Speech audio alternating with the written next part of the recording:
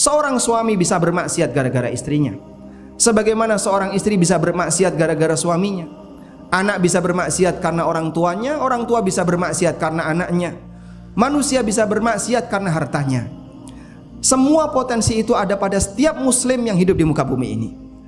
Namun kata Nabi SAW, semua potensi dosa itu tukaffiruhus shalah was sadaqah wal amru bil ma'ruf wan nahyu 'anil munkar. Bisa ditutupi dosanya dengan melaksanakan salat, sedekah, amar ma'ruf nahi munkar, atau amal saleh yang lainnya. Karena yang namanya amal saleh bisa menghapuskan perbuatan dosa yang dilakukan oleh hamba. Sebagaimana yang Allah firmankan dalam Al-Qur'an, innal hasanat yudhibnas sayyi'at, dzalika dzikra lidzakirin. Sesungguhnya amal baik bisa menghapuskan perbuatan dosa dari amal jahat. A'udzu billahi minasy syaithanir rajim. Bismillah. Allah Ta'ala menguji para hambanya dalam menjalani hidup ini, karena untuk mengukur tingkat keberhasilan mereka, apakah layak untuk mendapatkan balasan surga ataukah sebaliknya. Allah Subhanahu wa Ta'ala mengatakan, am hasibatum an tadkhulul jannah walamma ya'tikum mathalul ladzina khalau min qablikum. Apakah kalian menyangka kalian bisa dengan mudah untuk mendapatkan kesempatan masuk surga, sementara belum datang kepada kalian ujian sebagaimana yang dialami oleh orang-orang sebelum kalian. Maka siapapun yang hidup di alam ini, Allah Subhanahu wa Ta'ala akan memberikan ujian kepadanya. Semua yang mengaku beriman, Allah juga akan memberikan ujian. Allah Ta'ala berfirman di awal surat Al-Ankabut, Alif Lam Mim, ahasiban nasu ayyutraku ayyakulu amanna wa hum la yuftanun. Apakah manusia menyangka mereka dengan mudah mengklaim, mengatakan amanna, kami beriman, wa hum la yuftanun, sementara mereka tidak diuji. Walaqad fatanna alladhina min qablihim fala ya'lamanna Allahu alladhina sadaqu wa la ya'lamanna al-kadzibin. Sungguh kami telah memberikan ujian kepada umat sebelum mereka, sehingga Allah mengetahui siapa di antara mereka yang jujur imannya dan siapakah orang yang dusta dalam pengakuan imannya.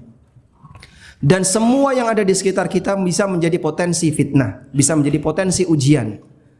Bahkan Allah Subhanahu wa Ta'ala menegaskan, interaksi apapun yang kita lakukan dengan siapapun itu merupakan ujian. Allah Ta'ala mengatakan, wa ja'alna ba'dakum li ba'din fitnatan atasbirun. Kami jadikan sebagian kalian sebagai sumber fitnah bagi yang lain, sejauh mana kalian bersabar. Lelaki merupakan sumber fitnah bagi wanita, wanita sumber fitnah bagi lelaki. Orang kaya jadi sumber fitnah bagi yang miskin, demikian pula sebaliknya. Yang sehat jadi sumber fitnah bagi yang sakit sumber fitnah bagi yang sehat. Muda tua juga demikian, karena kita berinteraksi di alam ini dengan siapapun yang ada di sekitar kita. Termasuk di antaranya adalah ujian berupa harta. Allah Subhanahu wa Ta'ala jadikan kelonggaran rizki sebagai fitnah, sebagaimana pula kemiskinan juga menjadi fitnah. Allah Ta'ala mengatakan, wa nabluukum bisyarri wal khairi fitnah wa ilaina turja'un. Dan kami menguji kalian bisyarri wal khair, dengan kebaikan maupun keburukan, fitnatan sebagai fitnah. Posisi fitnah siapapun pasti akan mengalaminya, sehingga tidak ada manusia yang hidup di alam ini yang tidak diuji oleh Allah Subhanahu wa Ta'ala. Di posisi inilah kita bisa ditentukan apakah sebagai orang yang layak untuk mendapatkan balasan yang indah, ataukah sebaliknya klaim kita sebagai orang mukmin ternyata hanya sebatas klaim sepihak. Selanjutnya, Bapak Ibu yang dimuliakan Allah Ta'ala, para jamaah Jumat, fitnah yang terjadi di tengah umat manusia, di sana ada yang sifatnya pribadi dan ada sifatnya menyeluruh kepada seluruh umat. Fitnah yang sifatnya pribadi adalah apapun yang dialami oleh hamba yang berpotensi menurunkan kualitas imannya. Baik fitnah berupa interaksi dia dengan istrinya, dengan anaknya, dengan hartanya, termasuk dengan temannya, tetangganya, dan seterusnya. Hudzaifah ibn Yaman radhiyallahu anhu pernah ditanya oleh Umar bin Khattab radhiyallahu anhu, siapakah di antara kalian yang pernah mendengar sabda Nabi SAW tentang fitnah? Lalu Hudzaifah angkat tangan, ana sami'tuhu anin Nabi SAW. Aku pernah mendengar tentang masalah fitnah dari Nabi SAW. Kemudian Hudzaifah menyampaikan, fitnatur rajuli fi ahlihi wa malihi wa waladihi wa jarihi. Fitnah yang menimpa seseorang disebabkan karena interaksi dia dengan istrinya, interaksi dia dengan anaknya, interaksi dia dengan hartanya, termasuk dengan tetangganya. Lalu kata Hudzaifah, Nabi SAW mengatakan, tukaffiruhu shalah was sadaqah wal amru bil ma'ruf wan nahyu 'anil munkar. Yang itu bisa menghasilkan dosa, tapi dosa itu bisa ditutupi dengan salat, bisa ditutupi dengan sedekah, dengan amar ma'ruf, dengan nahi mungkar, dengan zikir dan amalan soleh yang lainnya. Artinya, siapapun yang berinteraksi dengan yang lain pasti akan memunculkan yang namanya dosa. Dan itulah makna dari firman Allah di surat Al-Furqan yang tadi kita sebutkan.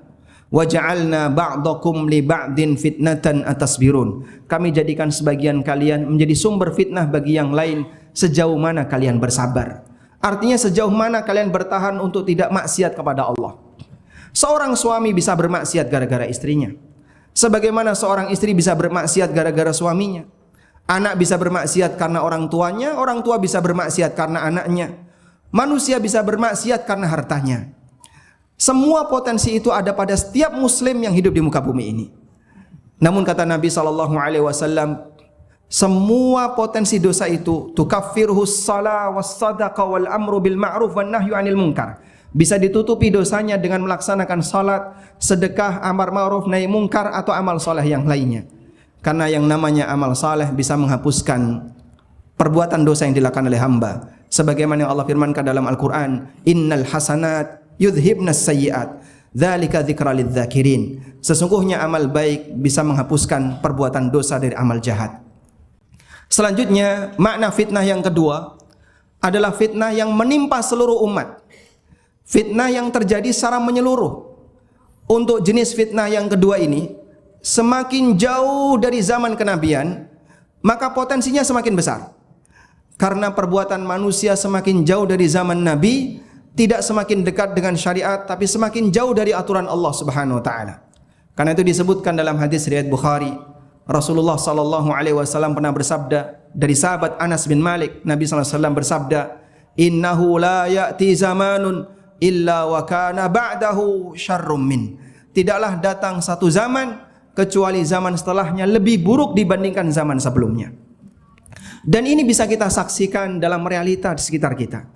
Keadaan manusia semakin jauh dari zaman kenabian, bukannya semakin membaik, semakin sesuai dengan Al-Quran dan hadis, tapi semakin jauh dari ajaran Nabi SAW. Ada banyak pelanggaran yang mungkin dulu tidak kita jumpai, belakangan pelanggaran itu merebak di mana-mana. Ada banyak kerusakan moral yang dulu mungkin tidak ada, belakangan kerusakan moral itu merebak di mana-mana. Demikianlah realita yang disabdakan Nabi SAW. Innahu la ya'ti zamanun illa wa kana ba'dahu syarrum min. Tidaklah datang satu zaman kecuali zaman setelahnya lebih buruk dibandingkan sebelumnya. Bahkan Rasulullah SAW menjadikan itu sebagai salah satu tanda akhir zaman, tanda dekatnya kiamat. Rasulullah SAW pernah bersabda dalam hadis riwayat Bukhari Muslim dari sahabat Abu Hurairah radhiyallahu anhu, la taqumus sa'ah hatta yuqbadal ilmu wa taqthuruz zalazil wa tadhharul fitan wa yataqarabuz zaman wa yakthural haraj. Tidak akan terjadi kiamat sampai muncul beberapa fenomena. Lalu Rasulullah SAW menyebutkan beberapa fenomena. Yang pertama, yuqbadul ilm, ilmu dicabut.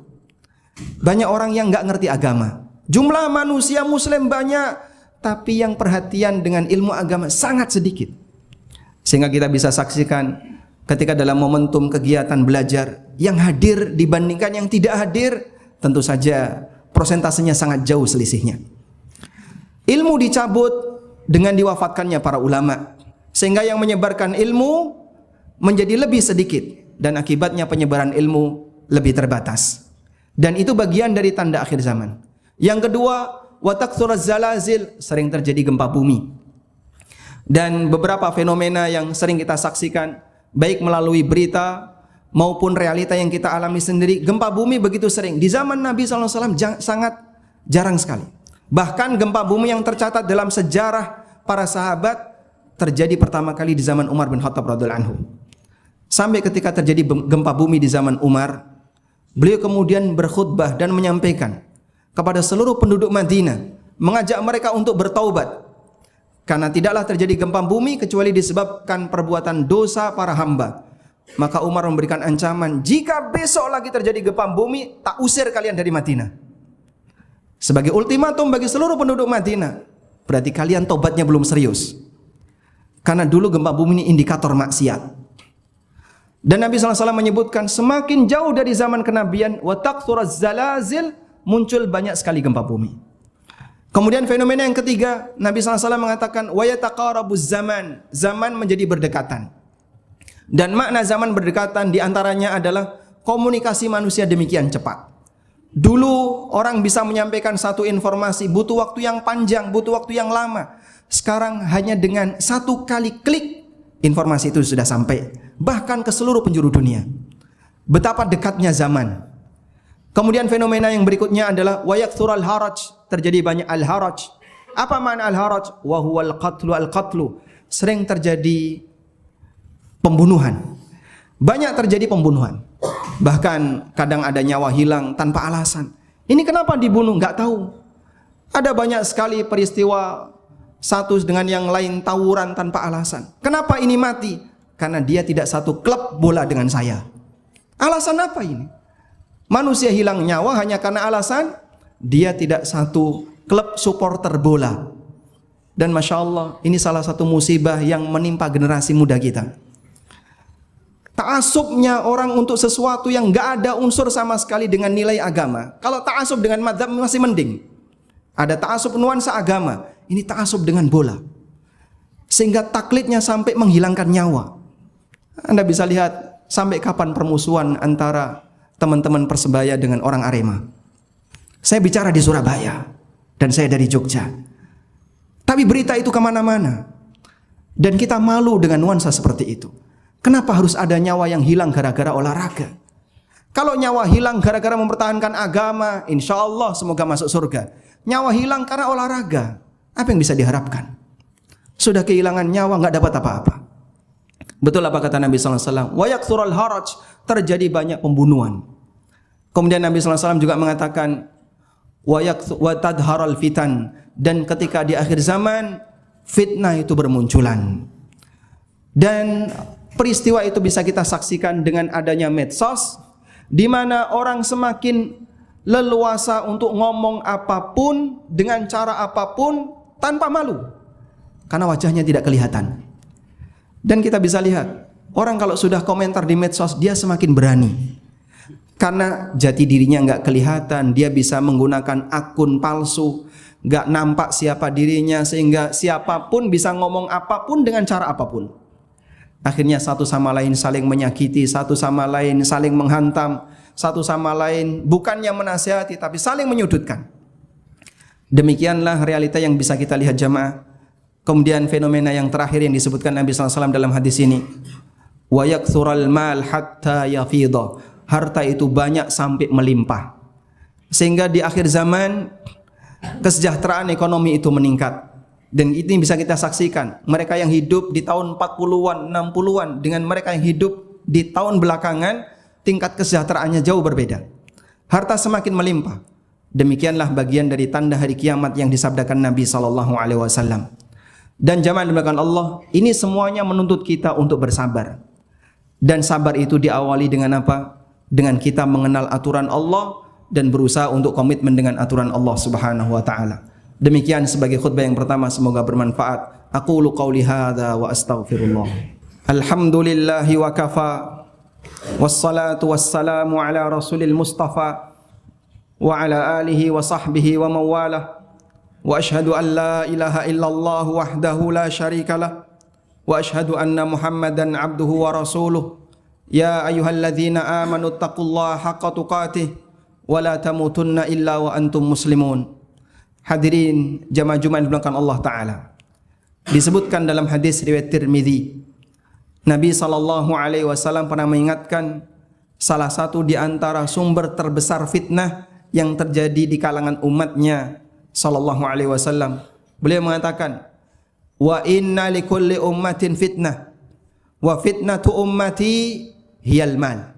Setiap umat itu punya sumber terbesar fitnah, Sehingga masing-masing umat diuji oleh Allah dengan fitnah itu, mereka kemudian semakin menjauh dan semakin menyimpang dari ajaran kebenaran.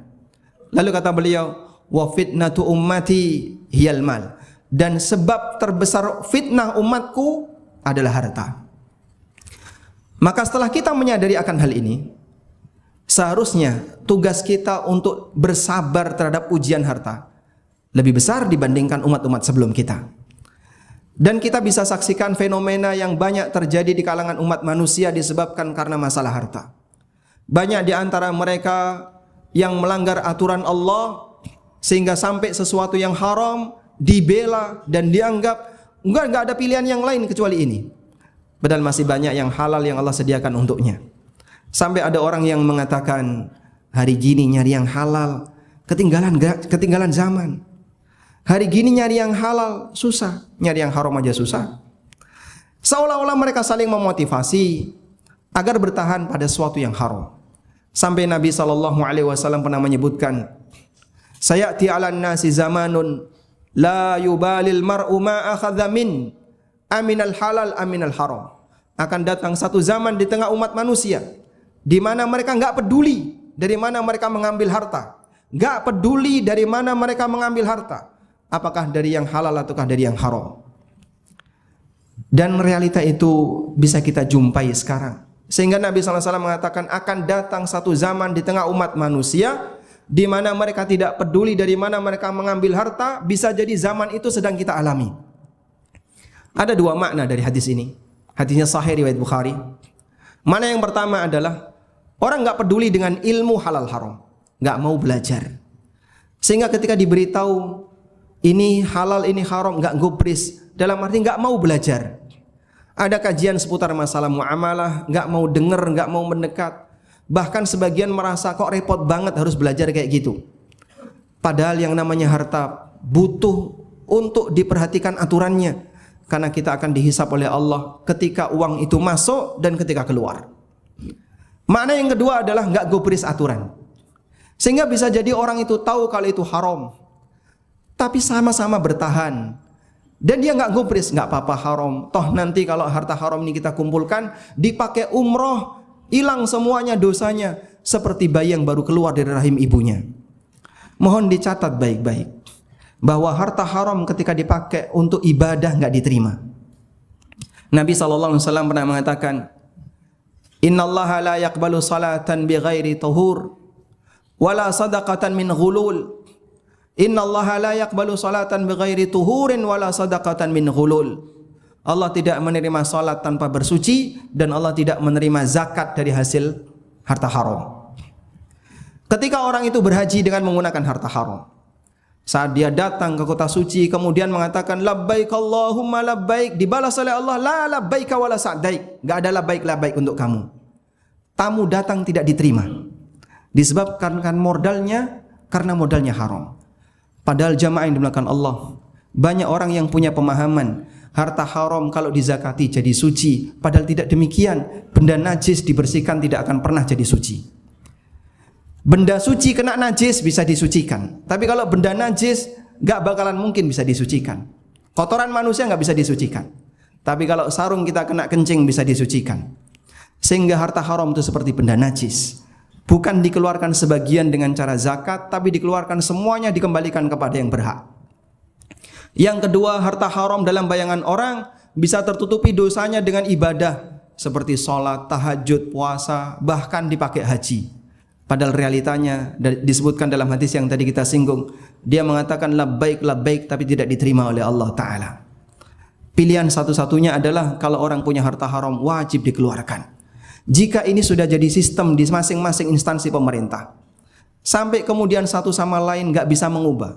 Memang dari dulu seperti ini Pak, yang namanya kwitansi palsu, perjalanan dinas fiktif, rapat fiktif, dan aneka yang serba fiktif. Duitnya ada, tapi gak ada kegiatannya. Lalu itu dirasakan oleh semua yang ada di instansi itu dari turun-temurun dulu sampai sekarang. Siapapun yang dulu menerimanya dan dia tahu itu bukan haknya, wajib dikeluarkan sekarang walaupun sudah pensiun. Karena itu bukan hartanya. Jika sampai dibawa mati, maka dia mati dalam kondisi membawa harta haram. dan akan ada pertanggungjawaban yang lebih panjang urusannya dibandingkan ketika dia berusaha untuk diselesaikan di dunia. Waspadalah jamaah. Nabi SAW ingatkan, la tazulu qadam 'abdin yaumal qiyamah. Tidak akan bergeser kaki seorang hamba kelak di hari kiamat hatta yus'al, sampai dia ditanya oleh Allah. Salah satunya adalah wa an malihi min aina iktasaba wa fima anfaqa. Tentang hartanya, dari mana dia dapatkan dan untuk apa harta itu dibelanjakan. Hadis riwayat Tirmizi. Jika kita ingin selamat dunia akhirat, persiapannya sejak sekarang. Semoga Allah Subhanahu wa taala menjadikan kita sebagai hambanya yang selalu istiqomah dan berusaha untuk menghindari potensi fitnah agar kita bisa mendapatkan kebahagiaan di dunia dan di akhirat.